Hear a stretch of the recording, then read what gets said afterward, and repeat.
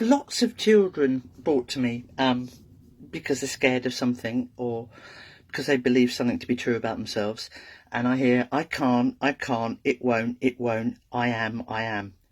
It's usually quite negative. Now, we can step in and say, no, you're not. Yes, you can. Or worse, we can go, let me do it for you. Fine, you choose your battles. But what we do in Ollie World is, first of all, we call that voice in your head, that thought, that belief, I can't, I won't, I'm not good enough, all that. We call it the waif, nasty little thing in your ear.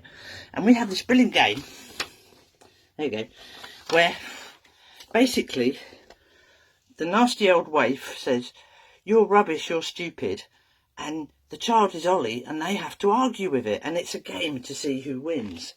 With the game comes this lovely little book. It's like your own personal diary, where you can beat the waif every day.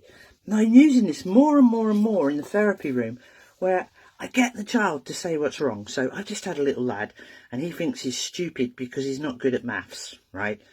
So we put, you're stupid, you're not good at maths, in the bit with the waif, that nasty thing in your ear. And then we made it a game, and you get a sticker every time you come up with a solution.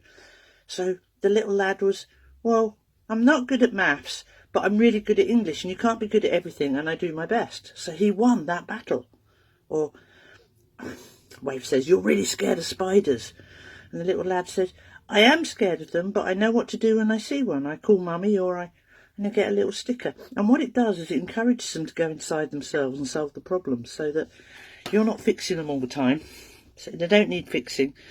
So they don't need me. Give it a go. They're all available on the website.